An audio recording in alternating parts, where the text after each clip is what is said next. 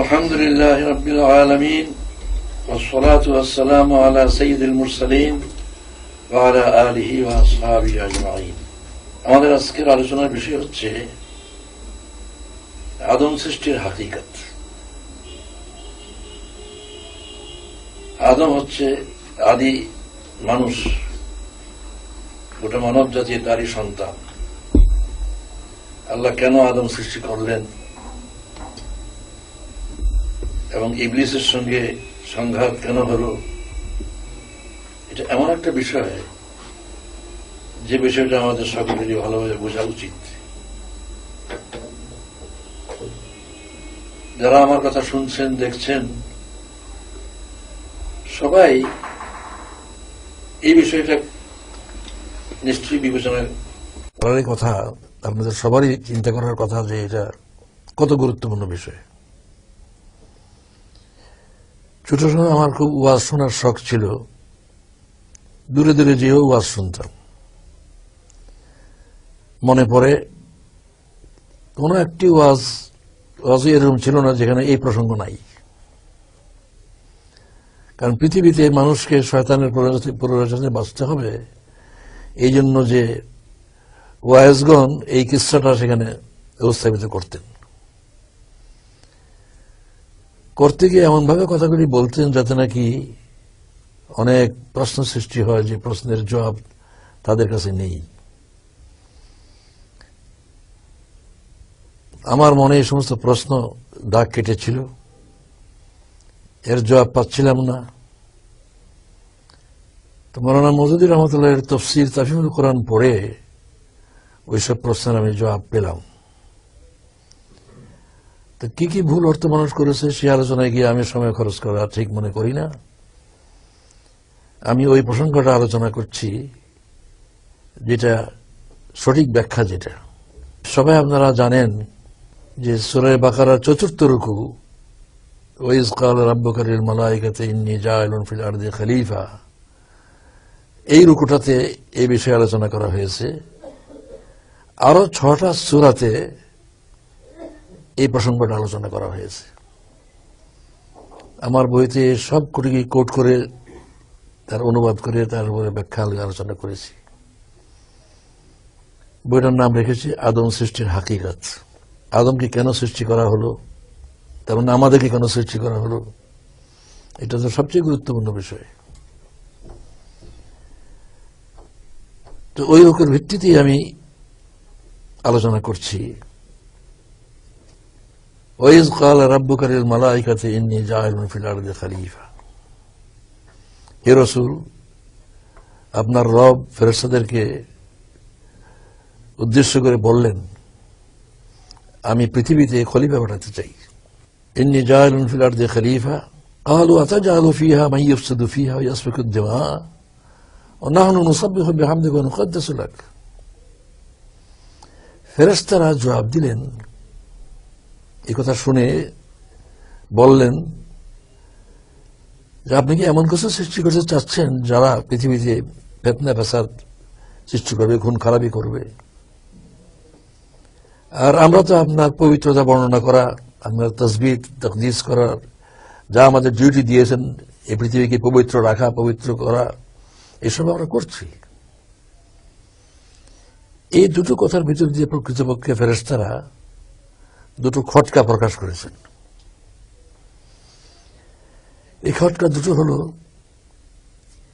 ইতিপূর্বে জিনকে সৃষ্টি করা হয়েছে, যাদেরকে কিছু এখতিয়ার দেওয়া হয়েছে, স্বাধীনভাবে আল্লাহর হুকুম পালন করা না করার এখতিয়ার দেওয়া হয়েছে। তারা বহুত ফিতনা ফাসাদ সৃষ্টি করেছে। এখন আরেকটা সৃষ্টি করা হচ্ছে খেলাফতের দায়িত্ব দিয়ে। এটা তো আরো বেশি ভয়ঙ্কর ব্যাপার। কি উদ্দেশ্যে এই সৃষ্টি করা হয়েছে এটা তারা বুঝতে চেয়েছে। আল্লাহ তাআলা কোনো কিছু সৃষ্টি করলে তো ফেরেশতাদের অনুমতির কোনো প্রশ্ন না। তিনি যত কিছু সৃষ্টি করেছেন ফেরেশতাকে সবকিছু আগে বলে তারপর সৃষ্টি করেন তো নাই।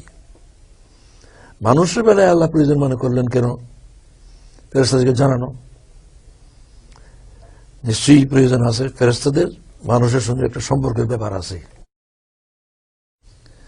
মানুষকে যে দায়িত্ব দিয়ে পাঠানো হয়েছে সে দায়িত্ব পালনের ব্যাপারে ফেরেশতাদের কোঅপারেশনের ব্যাপার আছে। এই কারণেই ফেরেশতাদেরকে জানানোর প্রয়োজন মনে করেছেন। কিন্তু এই খলিফার দায়িত্ব কি, কি উদ্দেশ্যে পাঠানো হয়েছে, এই সম্বন্ধে ফেরেশতারা তো জানতো না। তাই দুইটা খটকা প্রকাশ করল। প্রথম খটকার দ্বারা বোঝা গেল যে তারা চিন্তিত হয়েছে, উদ্বিগ্ন হয়েছে যে জিনদের চেয়ে বড় দায়িত্ব দিয়ে পাঠানো হচ্ছে, এটা আরো বড় বিশৃঙ্খলা সৃষ্টি করবে। দ্বিতীয় খটকা হচ্ছে যে তারা ধারণা করেছিল যেই কাজ ফেরেশতাদের উপরে দেওয়া আছে এই দায়িত্বটা কি ঠিক মতো পালন করা হচ্ছে না বলে আরেকটা সৃষ্টি করার প্রয়োজন হলো, আরো ভালোভাবে দায়িত্বটা পালন করার জন্য কি আরেকটা সৃষ্টি করা দরকার মনে করলেন নাকি? এই দুটি খটকা প্রকাশ করেছে। তাদের কোনো প্রতিবাদ করার ক্ষমতাও নাই, আপত্তি করার অধিকারও নাই। আল্লাহ এর জবাব দিলেন, আলা ইন্নী আ'লামু মা লা তা'লামুন। তোমরা যে কারণে এই কথা বলছো সেটার পেছনের আসল উদ্দেশ্য তোমরা জানো না, আমি জানি। এরপরে কাজের ভিতর দিয়ে তাদের খটকা দুটার জবাব আল্লাহ দিলেন।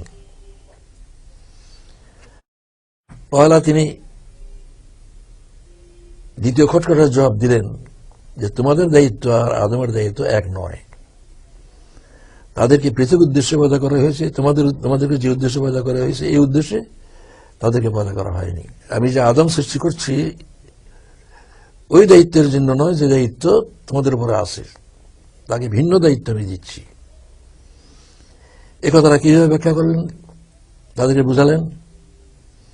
তিনি আদমকে জ্ঞান শিক্ষা দিলেন। ও আল্লামা আদম আল আসমা কুল্লাহা, তার দায়িত্ব পালনের জন্য যা কিছু জ্ঞান দরকার সেই জ্ঞান শিক্ষা দিলেন। এই জ্ঞান তো ফেরেশতাদের দরকার না। এই শিক্ষা দিয়ে তারপরে ফেরেশতাদেরকে বললেন যে তোমরা বলো দেখে গেলে এই সমস্ত জানো কিনা। এই প্রশ্ন থেকে যে বোঝা গেল যে আল্লাহ তো নিশ্চয়ই জানে, তারা কদ্দূর জানে না জানে, আল্লাহ তো অজানা নাই। ফেরেশতারা বলল, হে আল্লাহ তুমি আমাদেরকে যেটুকু শিক্ষা দিয়েছো এটা তো রীতি তো আমরা কিছুই জানি না। তার মানে আল্লাহ তাআলা ফেরেশতাদেরকে যে দায়িত্ব দিয়েছেন সেই দায়িত্বের উপযোগী জ্ঞান তাদেরকে আগেই দিয়েছেন। আদমকে যে দায়িত্ব দিতে চাচ্ছেন সেই জ্ঞান তাকে দান করলেন। এরপরে আল্লাহ তাআলা ফেরেশতাদেরকে হুকুম করলেন, ওয়াইজ ক্বালা রাব্বুকা লিল মালাইকাতি ইসজুদু লি আদম ফাসাজাদু ইল্লা ইবলিস। হে রাসূল আপনার রব ফেরেশতাদেরকে হুকুম করলেন আদমকে সিজদা করো। সকল ফেরেশতা সিজদা করলো, ইবলিস সিজদা করলো না। আবা ওয়াস্তাকবারা ওয়া কানা মিনাল কাফিরিন, সে অস্বীকার করলো এবং অহংকার করলো, যার কারণে সে কাফেরদের অন্তর্ভুক্ত হয়ে গেল। এই যে জ্ঞান শিক্ষা দিল আদমকে আলাদাভাবে, ফেরেশতাদের জিজ্ঞাসা করলো এই জ্ঞান তোমার কাছে আছে? তারা বললো যে আমাদের কাছে যা জ্ঞান আছে আপনি তো জানেন, এর ব্যতিরিক্ত তো কিছু আমাদের কাছে নাই। তখন আদমকে বললেন ওই জ্ঞান তুমি তাদেরকে শুনিয়ে দাও তো। নিজে শিখিয়ে ফেলেছেন, পটপট করে সব বলে দিলেন। এরপরে যে চিন্তা করতে বললেন তাতে এই ইমপ্রেশন হবার কথা যে আদমের জ্ঞানের দিক দিয়ে শ্রেষ্ঠত্বের কারণে সিদ্ধি করা হুকুম করা হয়েছে। এবং এটা তাফসীরকারদের মধ্যে তাফসীরে এটাই আছে। আমি কয়েকজন মুফাসসিরকে জিজ্ঞাসা করেছি, তারা বলে হ্যাঁ এটাই তো আছে। টিভিতে যারা তাফসীর করেন তাদেরকে আমি এই ব্যাখ্যা কেমন করে দিলেন, এটাই তো আমরা পড়েছি।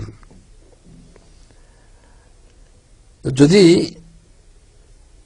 জ্ঞানের শ্রেষ্ঠত্বের কারণে আদমকে সিজদা করা হয়ে থাকে, সিজদা করার হুকুম করা হয়ে থাকে, তাহলে বিরাট প্রশ্ন জাগে এটা যে আল্লাহ তাআলা ফেরেশতাদেরকে শিক্ষা দিলেন না, আদমকে আলাদা শিক্ষা দিলেন।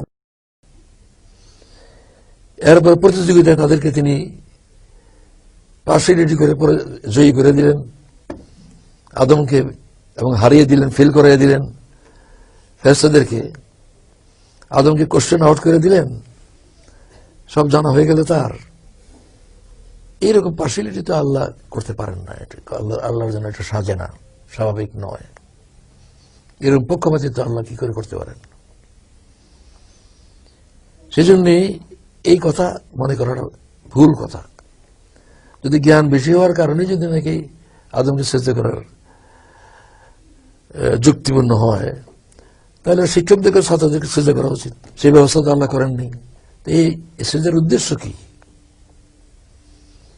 উদ্দেশ্য হচ্ছে ফেরেশতাদেরকে এই কথা জানানো এই আদমকে আমি ভিন্ন দায়িত্ব দিয়েছি, ভিন্ন কাজে দায়িত্ব দিয়েছি, সেই কাজে তোমাদের সহযোগিতা লাগবে। তোমরা আদমের আনুগত্য স্বীকার করো ওইসব ক্ষেত্রে, যেসব ক্ষেত্রে আদমকে আমি দায়িত্ব দিয়েছি। এটা আপনারা সকলেই জানেন যে আল্লাহ তাআলা সকল সৃষ্টির জন্যই দায়িত্ব দিয়েছেন কোনো না কোনো ফেরেশতার উপরে। বাতাসে ফেরেশতা আছে, পাহাড়ের ফেরেশতা আছে, আগুনের ফেরেশতা আছে, বৃষ্টির ফেরেশতা আছে। আদমকে তো আল্লাহ তাআলা খেলাফতের দায়িত্ব দিয়েছেন, গোটা সৃষ্টি জগৎকে ব্যবহার করে এখতিয়ার দিয়েছেন। আদম যদি সেগুলি ব্যবহার করতে গিয়ে মন্দ উদ্দেশ্যে ব্যবহার করে, আর ফেরেশতা যদি তা ব্যবহার করতে না দেয়, তাহলে আদমের দায়িত্ব পালনে হস্তক্ষেপ করা হবে, ইন্টারফারেন্স করা হবে। মানুষকে আল্লাহ তাআলা ভালো মন্দ যেটা ধারণা যেমন দিয়েছেন, ফেরেশতাদেরকে ওই ধারণা দিয়েছেন। ফেরেশতারা মন্দ করে না, মন্দ করার ক্ষমতা তাদেরকে দেওয়া হয়নি। মানুষকে তো মন্দ করার এখতিয়ার দেওয়া হয়েছে। আগুন দিয়ে ভালো কাজ যা করার তাও করার তার এখতিয়ার আছে, মন্দ কাজ করার এখতিয়ার আছে। এখন যদি কেউ মন্দ করতে চায়, এই আগুন কারো ঘরে লাগিয়ে জ্বালিয়ে দিতে চায়, আর আগুনের দাহ্য শক্তি যদি আগুনের ফেরেশতা বন্ধ করে দেয়, তাহলে তো আদমের কর্মে হস্তক্ষেপ করা হবে। এ সেজদা মানে আনুগত্যের সেজদা, এটা কোনো ইবাদতের সেজদা নয়। এটা সব তাফসীরকারী স্বীকার করে, এটা ইবাদতের সেজদা শুধু আল্লাহকে করা চলে, এটা আনুগত্যের সেজদা। কিসের আনুগত্য? আদম যা যা করতে চায়, আদম সন্তান যা কিছু করতে চায়, সেখানে তোমরা ইন্টারফেয়ার করবে না। আচ্ছা, ঠিক আছে, বোঝা গেল যে ফেরেশতাদেরকে আনুগত্য প্রকাশ করার জন্য, আদমের কর্মজীবনে কার্যকলাপে হস্তক্ষেপ না করার জন্য, ইন্টারফেয়ার না করার জন্য আনুগত্য গ্রহণ করা হলো। জিন তো ফেরেশতা না, ইবলিস তো নূরের তৈরি না। কোরআন শরীফে আছে ওয়াকানা মিনাল জিন, জিনের তৈরি। তাকে সিজদা করতে বলা হলো কেন? তাকে আলাদা করে সিজদা করতে বলা হয়নি, যেহেতু সে ইবাদত করতে করতে আল্লাহর কাছে এত মর্যাদা পেয়ে গেল যে ফেরেশতার সমান মর্যাদা হয়ে গেল তার। সেই জন্য তার উপরে সিজদা করা করতে বসে পড়ল, ফেরেশতার মর্যাদা হয়ে গেল যাওয়ার কারণে। যখন সিজদা করল না, তখন এই যে দোষ ধরা হলো, ইবলিসও তো স্বীকার করে নিল যে এই হুকুম তার উপরে বর্তায়, না হলে সে তো বলতো যে আমি কি দোষ করলাম, আমি তো ফেরেশতা না, আমাকে তো সিজদা করতে তুমি বলো নাই, আমি সিজদা না করে দোষ করলাম কি? এই আর্গুমেন্ট তো সে দেয়নি। সে বরং বলছে যে আমি সিজদা করবো কিভাবে? খালাকতানি মিন নার ওয়া খালাকতাহু মিন তিন, তাকে মাটি দিয়ে পয়দা করেছে, আমাকে আগুন দিয়ে পয়দা করেছে, আমি তার থেকে শ্রেষ্ঠ, আমি কি করে সিজদা করি? এই আর্গুমেন্ট দ্বারা তো বোঝা গেল যে সিজদা করার হুকুম তার উপরে যে বর্তা, এটা স্বীকার করেছে, কিন্তু সে অস্বীকার করলো। এরপরে আল্লাহ বলছেন ওয়াইজ কুলনা ইয়া আদম ওকুলনা ইয়া আদম উসকুন আনতা ওয়া যাওজুকা ফিল জান্নাহ ওকুলু মিনহা রাগাদান হাইসু শি'তুমা ওয়া লা তাকরাবা হাযিহি আশ-শাজারা ফাতাকুনা মিনাজ জালিমিন। আল্লাহ তাআলা আদমকে বললেন, তুমি এবং তোমার স্ত্রী বেহেশতে বসবাস করো এবং যেখান থেকে যা তোমার খাবার ইচ্ছে খেতে থাকো, শুধু ওই একটা গাছের কাছে যেও না, যদি তোমরা যাও সেখানে তাহলে তোমরা জালিম হয়ে যাবে। এখানে একটা পয়লা প্রশ্ন জাগে, আল্লাহ তো পয়লা ঘোষণা করেছেন জাইলুন ফিল আরদি খলিফা, এই পৃথিবীতে পাঠাবার জন্য তো তাকে তৈরি করা হয়েছে। পৃথিবীতে পাঠাবার আগে বেহেশতে পাঠালো কেন? বেহেশতে পাঠাবার উদ্দেশ্য দুটো উদ্দেশ্য। একটা হচ্ছে এই দুনিয়াতে ইবলিসের মতো যোগ্য দুশ্মন তার মোকাবেলা করবে। সে যে কত বড় দুশ্মন এই সম্বন্ধে আইডিয়া দেওয়া প্রয়োজন, এবং সেই আইডিয়া দেওয়ার জন্য বেহেশতে যাওয়ার দরকার ছিল। আর উদ্দেশ্য হচ্ছে বেহেশতে পাঠাবার, একথা আদমকে জানাবার জন্য যে দুনিয়া তুমি চিরদিন থাকবে না, তোমার চিরস্থায়ী বাসস্থান এই বেহেশত, কিন্তু এটা অর্জন করতে হবে, আপনা আপনি পাওয়া যাবে না। দুনিয়াতে তোমাকে যে দায়িত্ব দেওয়া হয়েছে এই দায়িত্ব ঠিকমতো পালন করলে এই বেহেশতে থাকবে। সেই বেহেশতের আকর্ষণ সৃষ্টি করার উদ্দেশ্যে যে এই বেহেশত কেমন আরামের জায়গা, যেখানে কোনো কিছুর অভাব নাই, কোনো কিছু কষ্ট করে অর্জন করতে হয় না, সবকিছু আপনা আপনি হয়ে যায়। তার পোশাকও সরকারি পোশাক, খাবার দাবার সবকিছুই শুধু ভোগ, সেখানে কোনো পরিশ্রম করতে হয় না, কোনো সাধনা করতে হয় না, কষ্ট করতে হয় না, রোদে কষ্ট হয় না, শীতে কষ্ট হয় না, কলেজে আছে এই সমস্ত কথা বিভিন্ন জায়গায়। এই বেহেশত সম্বন্ধে ধারণা দেওয়ার জন্য, এই বেহেশত তোমার আসল বাড়ি, স্থায়ী বাড়ি এখানে, এখানে তুমি কি থাকবার জায়গা পাবে পার্মানেন্টলি। শর্ত হচ্ছে দুনিয়াতে এটা অর্জন করে আসতে হবে, দুনিয়াতে যে দায়িত্ব দিয়ে পাঠানো হচ্ছে সে দায়িত্ব পালন করে এটা হাসিল করতে হবে। ইবলিস যে কত বড় দুশমন যে বেহেশত তাকে ধোঁকা দিতে পারে, এটার প্রয়োজনে ইবলিসকে এবং আদমকে একই সঙ্গে বেহেশতে থাকতে দেওয়া হলো, বেহেশতে থাকার জন্য বলা হলো। এরপরে বলল ফাযাল্লাহুমা শায়তানু আনহা ফাআখরাজাহুমা মিম্মা কানা ফীহি। আদম এবং হাওয়াকে এই দুজনকেই পদস্খলিত করে ফেলল ইবলিস, পদস্খলিত করে ফেলল এবং ফাযাল্লাহুমা শায়তানু আনহা ফাআখরাজাহুমা মিম্মা কানা ফীহি, তারা যে অবস্থায় বেহেশতে ছিল এই অবস্থা থেকে তাদেরকে বের যাওয়ার জন্য বাধ্য করল। প্রশ্ন হলো যে দুনিয়াতে পাঠাবার জন্য তো সৃষ্টি করা হয়েছে, বেহেশত থেকে তা শয়তান বের করবে কেমনে? অর্থাৎ যেভাবে বেহেশতে যে অবস্থায় ছিল এই অবস্থার থেকে বের করে দিল। এইভাবে যদি ইবলিসের ধরে না পড়তো তাহলে এইভাবে বেরোতো না। ইবলিস যেভাবে বের করেছে এইভাবে বেরোতে হতো না। সম্মানের সঙ্গে যেভাবে বের হওয়া দরকার সেভাবে বের হতে পারতেন। এই জন্য ইবলিস বের করেছে কথাটা বলেছে, ইবলিস সম্মানের সঙ্গে বের করে দেওয়ার ব্যবস্থা করতে পারেনি, বরং অসম্মানের সঙ্গে বের করার ব্যবস্থা করেছে। এই যে পথভ্রষ্ট করলো, পদস্খলন করলো, পথভ্রষ্ট শব্দ ব্যবহার করা হয়নি, পদস্খলন সূরা আরাফে আছে। এটাকে বলছে যে দৃঢ়তার অভাব ছিল।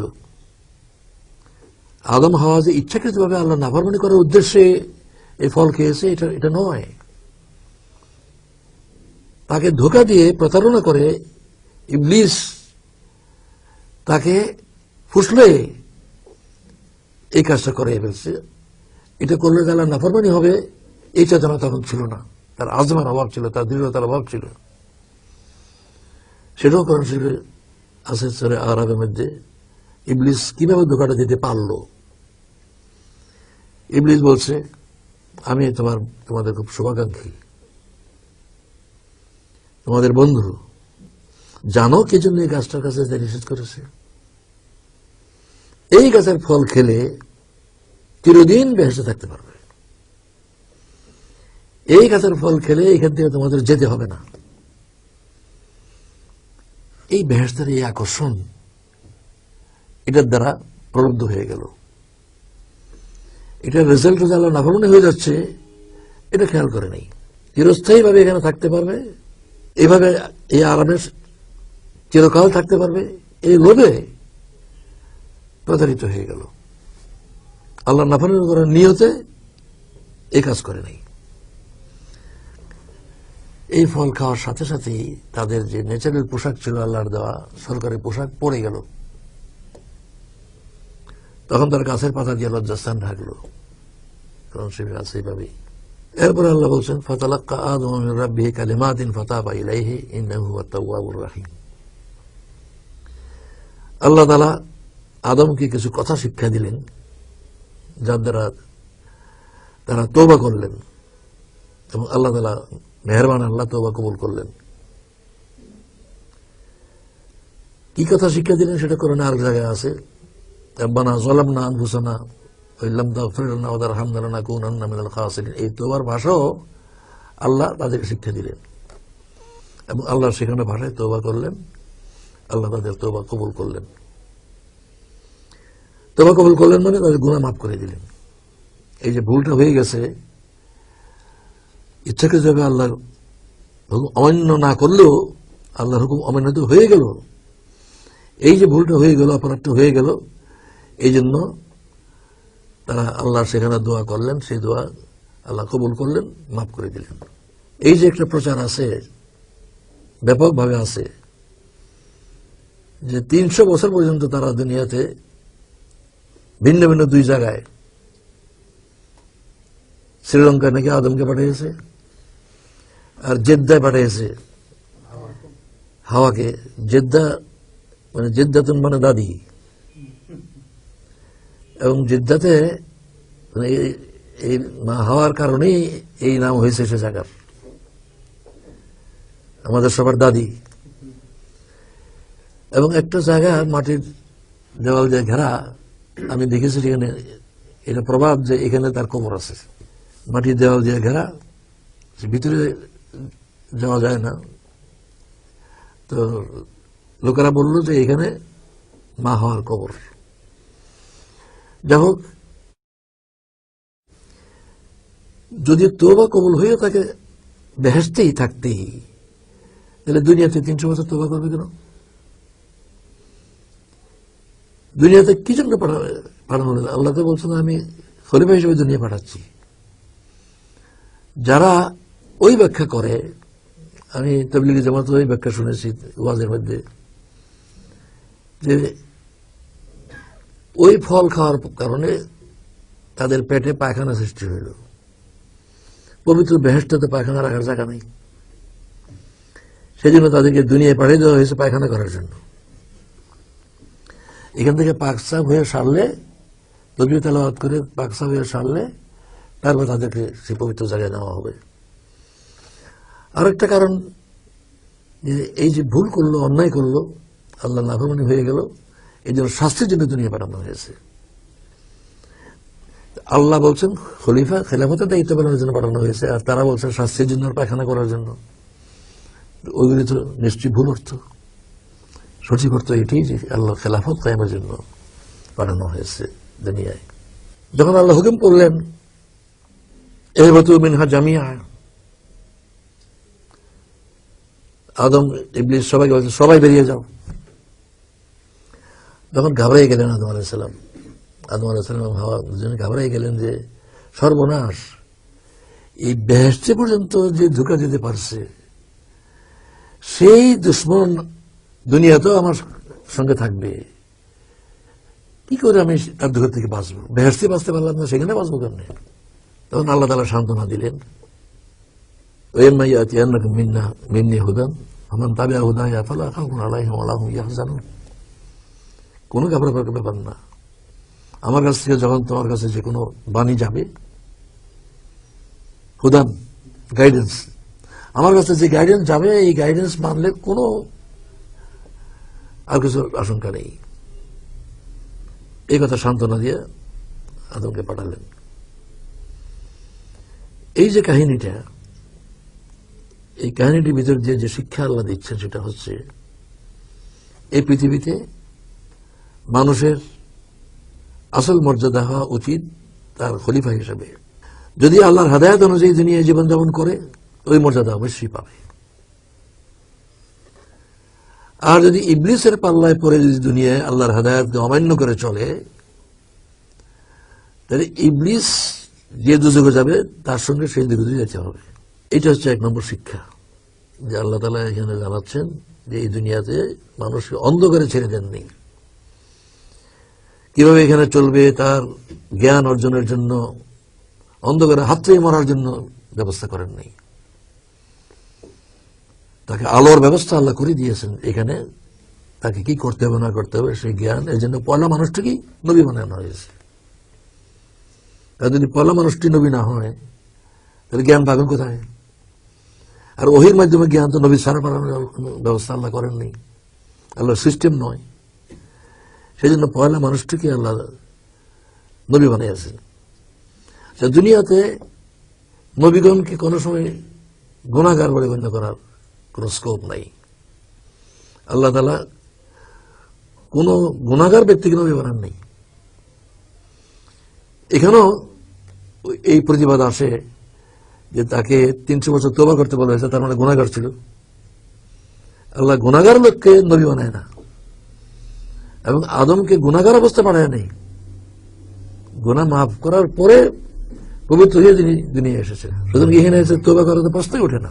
এসব কিসসা কাহিনী ইসরায়েলিদের থেকে আরো কত জায়গা থেকে এগুলি বহু জায়গায় বলছেন যে এই সমস্ত অনেক কিসসা কাহিনী তাফসীরে ঢুকে গেছে, গল্পের মতো ভালো লাগছে, কেউ ঢুকিয়ে দিয়েছে। কিন্তু এগুলি হাদিসের ভিত্তিতে, যে হাদিস যেগুলি নাকি যাচাই বাছাই করে সহি ঠিক করা হয়েছে, তার ভিত্তিতে তারা তফসিল লিখেছে, তারা এগুলো লিখতে পারে না।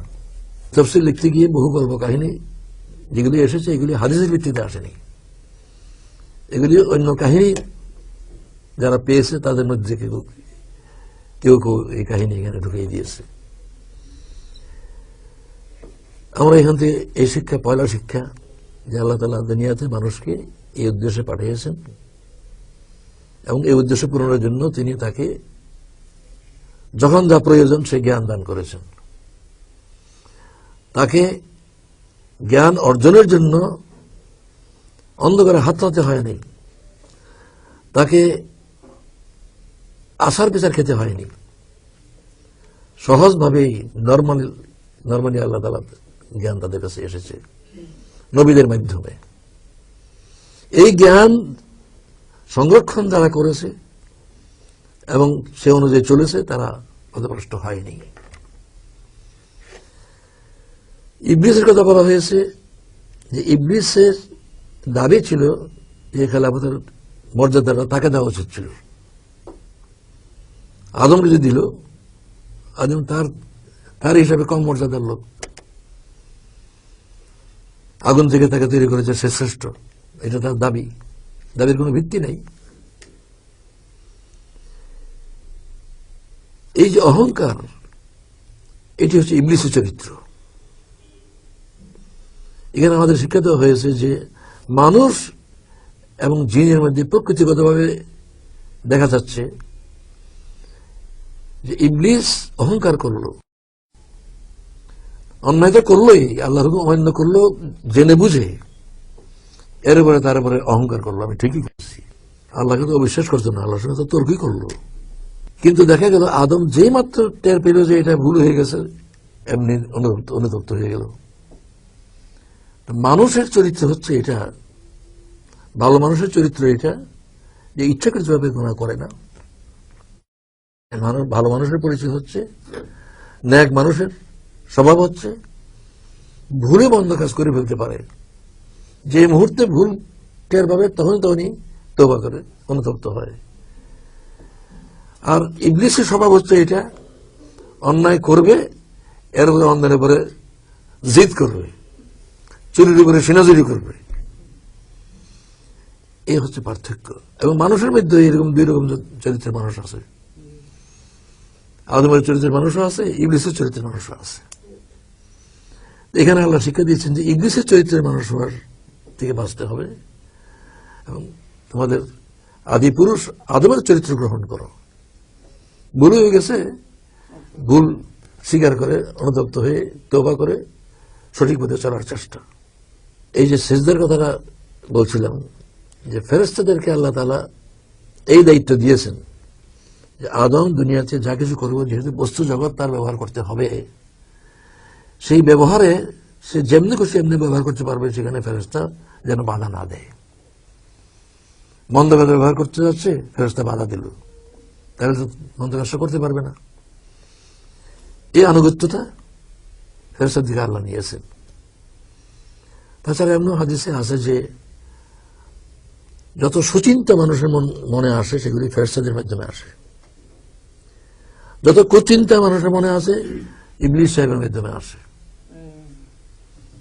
এই জন্যই যত থিওরি, যত নীতি আল্লাহর মর্জির বিপরীত, আল্লাহর অপছন্দনীয় যত প্রথা, নীতি, রীতি, আইন, কানুন, সব কিছু যারাই বানাক সব ইবলিসের খলিফা।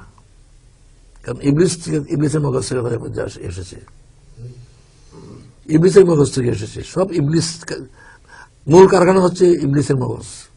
কার্ল মার্ক্সের থিওরি হোক, আরো যত দার্শনিক আছে ইসলামের বিপরীত চিন্তাধারা দিনকে গুমরাহ করেছে, এইসব ইবলিসের খলিফা।